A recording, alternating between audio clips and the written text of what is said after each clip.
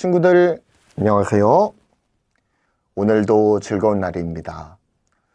친구들 이제 12월 달을 지나가고 있어요. 마지막 달인데 어떻게 건강하게 잘 지내고 있는지 모르겠어요. 이제 기말고사를 보는 친구들도 있을 거고 아직 준비 중인 친구들도 있을 것 같은데 우리 친구들 시험 준비 열심히 잘 해서 마지막 유종의 미를 잘 거둘 수 있었으면 좋겠습니다. 또한 중요한 입시를 앞두고 있는 고3 수험생들 정말로 입시 일정들을 잘 헤쳐나갈 수 있었으면 좋겠어요. 좋은 결과가 있기를 선생님이 기도할게요. 자, 오늘 우리가 살펴보아야 할 오늘의 공과 제목 큰 목소리로 크게 읽어볼까요? 시작! 내 이웃의 집을 탐내지 말라. 아멘. 오늘 우리가 살펴보아야 할 성경 본문은 출애굽기 20장 17절 그리고 열왕기상 21장 1절로 29절의 말씀이에요. 그중 우리가 좀 더 주의 깊게 살펴보아야 할 오늘의 암송 구절은 출애굽기 20장 17절입니다. 다 함께 오늘의 암송 구절을 한 목소리로 크게 읽어보겠습니다. 시작! 내 이웃의 집을 탐내지 말라. 내 이웃의 아내나 그의 남종이나 그의 여종이나 그의 소나 그의 낙이나 무릇 내 이웃의 소유를 탐내지 말라. 아멘. 오늘 주어진 본문을 배경으로 해서 탐심은 죄이며 하나님 안에서 받아가진 것들에 대해서 만족하며 감사하는 삶을 살아야 함을 배우는 시간을 가집시다.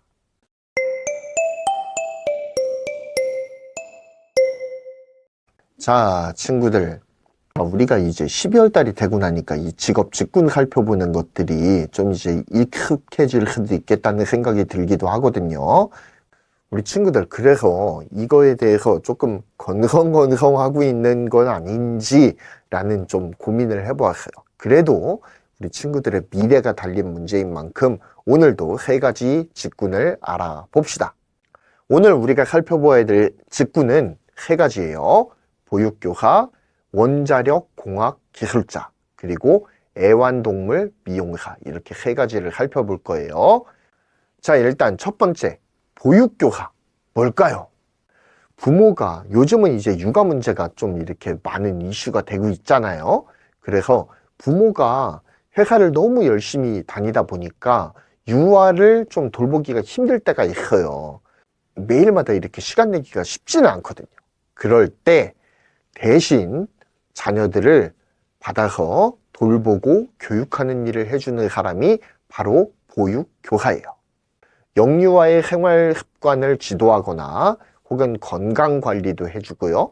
학부모와 상담을 하기도 합니다. 그리고 우리 친구들과 함께 가지고 놀고 함께 배울 교구를 만들기도 해요. 이 모든 것들을 담당하는 교사를 우리는 보육교사라고 말합니다. 보육교사와 관련한 지식들은 유아교육과 가정과 아동복지, 아동, 그리고 보육학과, 아동미술교육과 등등등에서 관련 지식들을 습득할 수가 있으니까 우리 친구들이 보육교사에 관심을 가진 친구들은 한번 유심하게 잘 살펴보길 바랍니다. 자, 그리고 두 번째, 원자력 공학 기술자. 야, 뭘까요? 원자력 하니까 뭔가 좀 감지가 나 보이잖아요? 핵무기가 있는 나라에서는 핵무기를 개발하고 또 그리고 이제 핵무기 관리라든지 그런 것들도 이제 원자력 공학 기술자들이 해요.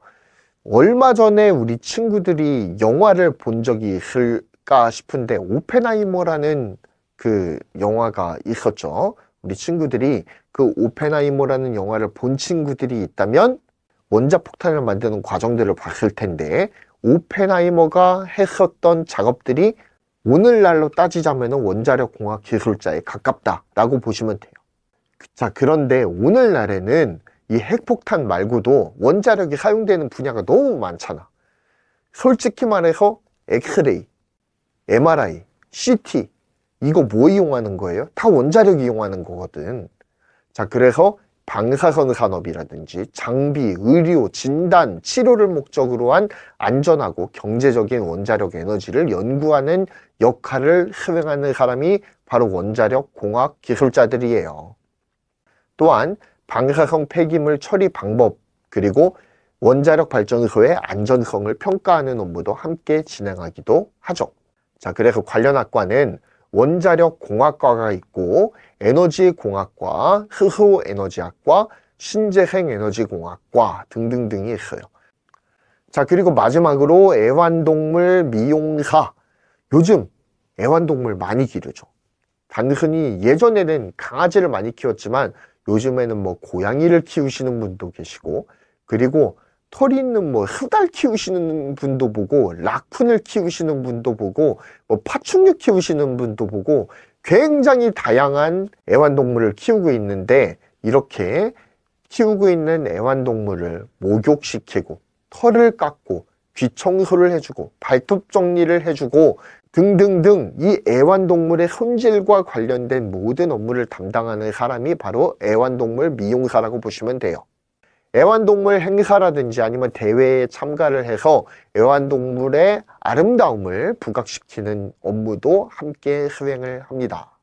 자, 그래서 관련 학과를 보면 이 애완동물 미용에 대해서도 과들이 있더라고요. 보면은 어떤 것들이 있느냐면 애완동물과, 승마 조련 전공, 동물건강관리학과, 특수동물학과, 애완동물 미용학과 등등등이 있습니다. 그래서 애완동물 미용에 관심을 가진 친구들은 한번 유심하게 잘 살펴보길 바래요.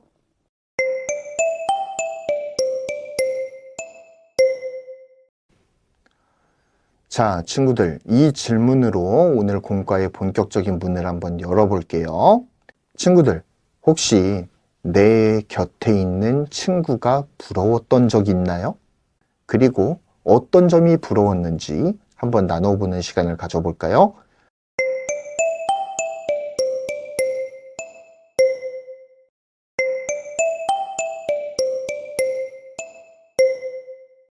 자, 친구들, 나에게 없는 것을 가지고 있는 친구들을 볼 때면 나도 저걸 좀 가지고 싶다라고 하는 마음이 들면서 그 친구가 부러워지죠. 나는 내향적인데 외향적으로 모든 사람과 친구가 되는 그런 모습을 가진 친구가 부러울 때도 있고요. 그리고 즉흥적인 사람은 뭔가 이렇게 좀 기분 내키는 대로 하다가 실수하는 경우가 많은데, 좀 계획적으로 움직이고 실수가 적은 친구를 보면은 본받고 싶다, 부럽다, 이런 마음을 품기도 하죠. 하나님께서는 이스라엘 백성에게 십계명의 마지막 계명으로 내 이웃의 집을 탐하지 말라라고 하는 명령을 주셨어요. 자, 우리 함께 암송 구절, 출애굽기 20장 17절을 다시 한번 다 함께 읽어볼까요? 시작! 내 이웃의 집을 탐하지 말라. 내 이웃의 아내나 그의 남종이나 그의 여종이나 그의 소나 그의 낙이나 무릇 내 이웃의 소유를 탐내지 말라. 아멘. 자, 암송 구절을 살펴보니까 인칭 대명사들이 쭉 나오는데 한번 인칭 대명사들을 모두 한번 찾아보세요. 자, 인칭 대명사 뭐가 있을까요?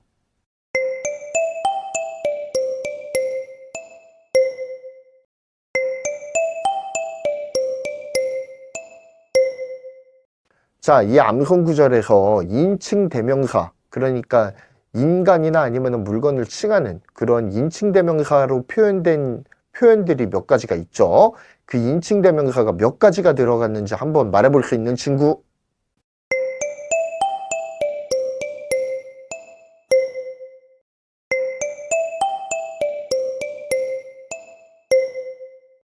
자, 정답. 자, 내 이웃 맨 처음에 나오죠. 그리고 그 다음에 뭐죠? 내 이웃의 아내. 자, 그리고 그의 남종, 그의 여종, 그의 소, 그의 나귀, 내 이웃의 소유. 이게 다 인칭 대명사이거든요. 그래서 한 문장에 내 이웃이라고 하는 단어가 3번이 나와 있어요. 그리고 그의라고 하는 단어가 또 4번이나 반복되고 있죠. 우리가 다른 사람의 것을 가지고 싶어 하는 마음은 비교의 대상이 있을 때 생기게 되는 마음이에요. 자, 친구들은 혹시 누군가와 자신을 비교한 경험이 있나요? 자, 그렇다면 누구를 자신과 비교했었는지 한번 나눠볼 수 있는 친구?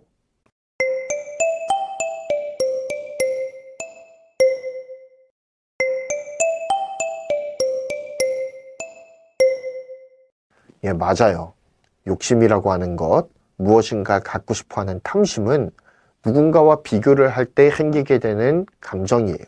그래서 우리가 이 남과 비교하는 이 마음을 잘만 다스려도 이 탐심의 문제에서 어느 정도는 자유로울 수가 있다라는 거죠. 우리가 이것을 기억하면서 다음 과정으로 넘어가 봅시다.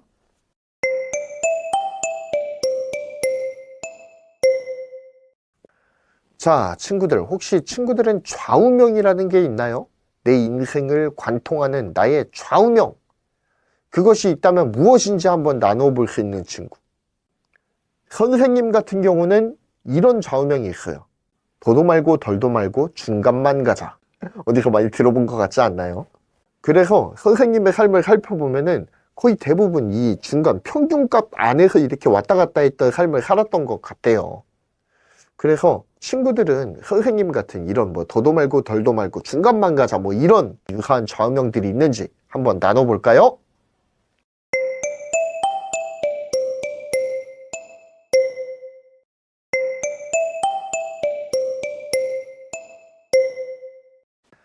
자, 친구들이 특이한 좌우명들을 많이 나누어 주었는데 이렇게 우리들이 가지고 있는 좌우명은 우리 삶의 목표를 보여줘요. 친구들은 그 좌우명을 이루기 위해서 혹시 어떤 노력을 하고 있나요?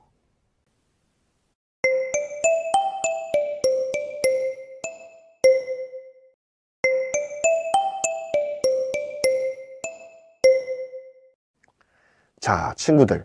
우리는 계획한 목표를 향해 달려가다가도 이웃이라고 하는 사회적 관계 안에서 경쟁심이라고 하는 감정이 생겨요. 옆에 있는 사람과 비교를 하게 되고 옆에 있는 사람이 내 것보다 좋은 걸 가지고 있으면 그것을 가지고 싶기도 하고 제한된 자원 안에서 원하는 것들을 뺏고 싶은 마음도 생겨요. 때로는 개인의 목표를 이루는데 필요한 자원을 위해서 다른 사람의 것을 탐내는 마음이 생기기도 하죠. 하나님께서는 내 이웃의 소유를 탐내지 말아라 라고 분명하게 명령을 하셨거든요. 여기서 탐하다 라고 하는 단어의 뜻은 감정적, 정서적인 것 뿐만이 아니라 그것을 실행하고자 하는 계획까지도 포함한 행위적인 것들을 함께 포함하고 있어요. 그러니까 저거 갖고 싶다 라고 하는 마음이 들면은 저거 가지려면 어떻게 해야 되지? 내가 저걸 어떻게 하면 저 사람으로부터 빼앗을 수 있을까? 라는 것까지 쫙 계획까지도 나오게 된다라는 거예요. 그러니까 연결선상에 있다라는 거지. 세상에는 우리가 마음속으로 어떤 생각을 하든 어떤 마음을 느끼든 그것이 죄라고 규정하지 않죠.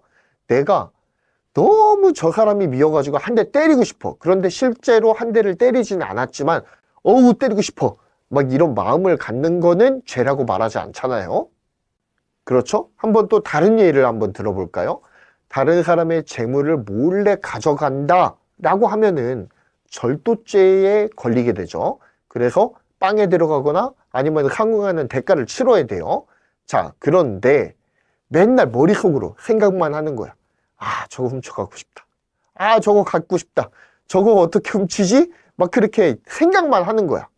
그런데 그 생각만 한 것만으로는 현행법상으로는 아무런 처벌도 받지 않습니다. 그냥 머릿속에 뇌내 망상인 거야. 그냥 희망 회로를 돌리는 거지. 하지만 하나님께서는 우리가 탐심을 가지고 갖고 싶다라고 하는 마음을 가지고 희망 회로를 돌리는 것조차 죄라고 규정하고 계세요. 실제로 행위를 옮기지 않았더라도 우리의 생각과 마음으로 그런 마음을 품었다라는 것 자체도 금하고 계신다라는 사실에 대해서 우리가 기억해야 될 필요가 있습니다. 자, 그래서 우리가 행위뿐만 아니라 우리의 생각과 마음까지도 금하고 계신다는 이 하나님의 말씀은 우리의 삶에 어떤 변화를 가져오게 할까요?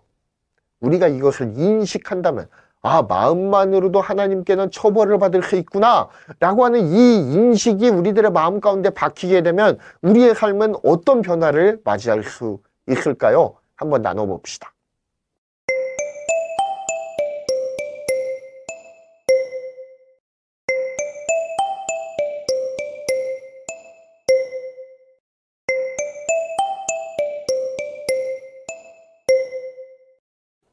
자, 친구들, 우리는 남의 것을 탐하는 마음까지도 하나님 앞에서는 죄가 된다라는 사실에 대해서 배웠어요.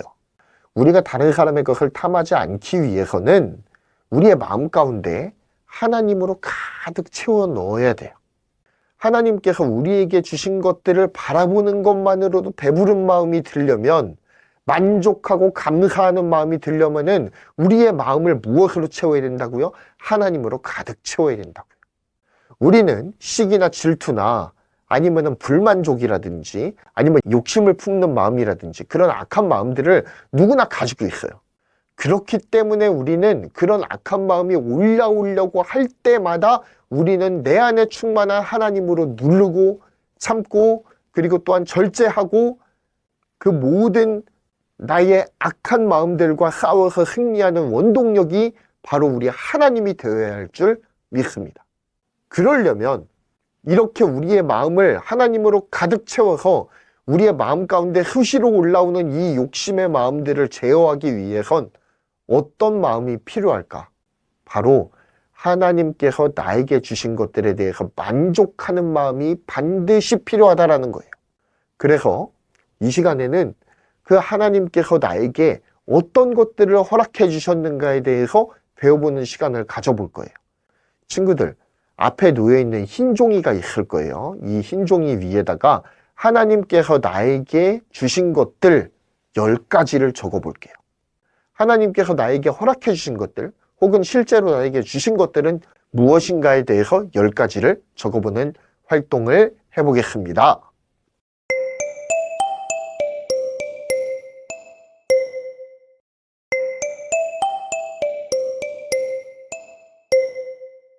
자, 하나님께서 나에게 주신 10가지 키워드들 한번 나눠볼 수 있는 친구?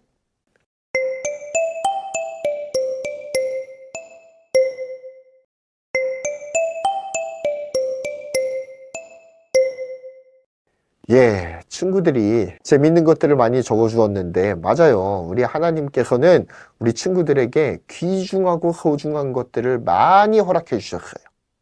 적어보니까 어때요? 슬슬 나오죠? 하나님께서 나에게 허락해 주신 것들이 얼마나 많이 있는지 우리 친구들은 새삼스럽게 깨닫게 되었을 거예요. 친구들, 하나님께서는 십계명의 마지막 계명을 통해서 다시 십계명의 첫 번째 계명인 너는 나 외에는 다른 신을 내게 두지 말아라 라고 하는 이 내용을 바라보게 하시는 거예요. 흠이상관이라고 하죠. 앞과 뒤에 유사한 내용을 붙여놓는 거예요. 그래서 그 안에 포함되어 있는 것들이 이 흠이상관의 처음과 끝에 나와 있는 핵심 내용을 포함하는 내용들로 이렇게 괄호로 묶일 수가 있는 거죠. 그것을 바로 흠이상관 구조라고 하거든요.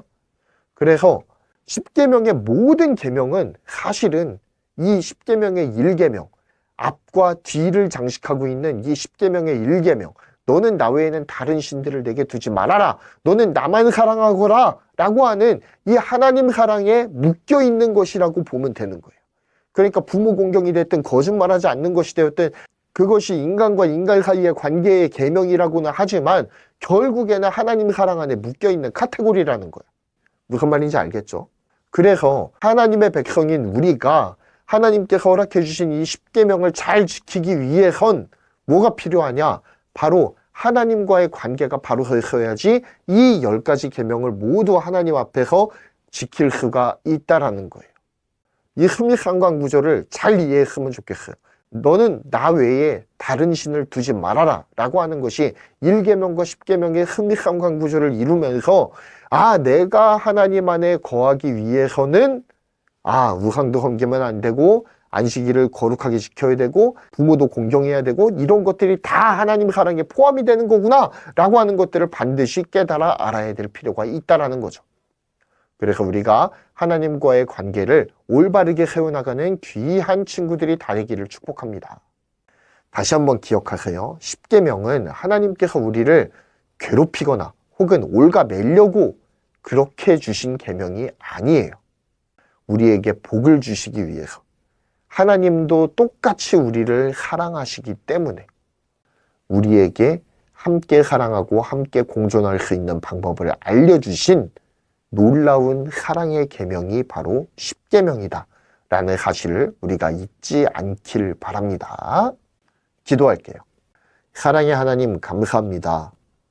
십계명 1계명부터 10계명이 결국에는 너는 나 외에 다른 신을 내게 두지 말라라고 하는 하나님의 사랑 안에 포함되는 내용들임을 고백합니다. 결국에는 하나님을 사랑하려고 해도, 이웃을 사랑하려고 해도, 이웃의 것을 탐을 내지 않기 위해서도 결국에는 우리가 하나님만을 사랑해야 하는 것임을 잊지 않게 도와주옵소서. 우리와 하나님의 관계가 정말로 뜨거운 관계가 되기를 소원합니다. 하나님과 제가 서로를 뜨겁게 사랑하면서 정말로 하나님의 뜻을 이루어드리기 위해서 노력하고 매진하고, 또한 하나님의 뜻대로 살아가기 위해서 몸부림치는 그런 사람이 바로 제가 될 수 있도록 주님께서 은혜를 베풀어 주옵소서. 우리 주님의 은혜에 감사를 드리며 예수 그리스도의 이름 받들어 기도드립니다. 아멘.